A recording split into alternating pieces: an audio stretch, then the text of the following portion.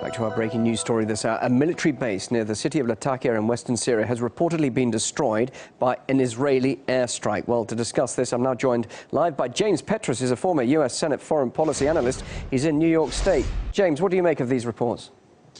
I think they're quite reliable. I think there's no question that Israel is deeply involved in trying to undermine the peace process in Syria. The international community is looking very favorable on Syria's destruction of the chemical weapons. There is an effort clearly underway to organize peace negotiations between the opposition and the government in Geneva. The Israelis' efforts to undermine that by supporting the opposition have failed. I think this is clearly an effort to sabotage the negotiations that may take place shortly. Why, James? Why would Israel want to undermine the peace process when a far more unstable Syria will be a threat to it, wouldn't it? Well, I think the reason is because Israel's policy is to destroy any adversary of its land grabs in Palestine. And Syria is certainly an ally of the Palestinians. It supports Palestinian self-determination. And Syria is also an ally of Iran. So the Israeli policy is rule or ruin.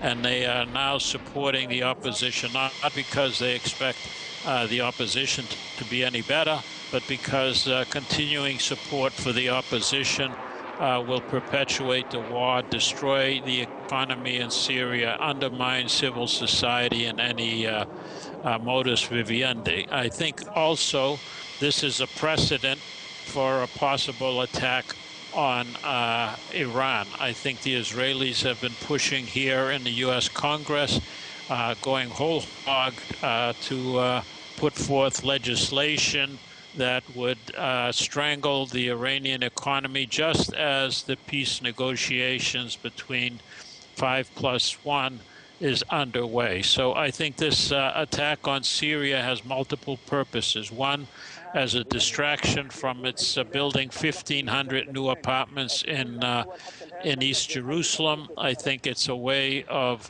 signaling its superiority in the region, and I think it's a way of undermining Syria's resistance to the opposition. And is there not another motive here, another reason? That is, it's acting in self-defense. It will tell the world that it feels it's threatened by Hezbollah, and that's exactly who it was targeting. Well, I think this is ridiculous. Hezbollah did not invade Israel. Israel invaded southern Lebanon. Israel violates the skies over Lebanon. They are violating the borders of Lebanon, and it's not vice versa. Everything points to an aggressive Israel.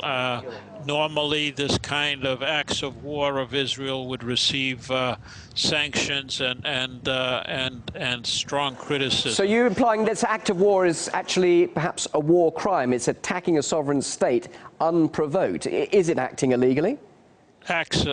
Exactly right, and the only way Israel can act with impunity is because in the United States the Israeli Fifth Column is so influential on Capitol Hill, and in particular its influence within the Obama regime.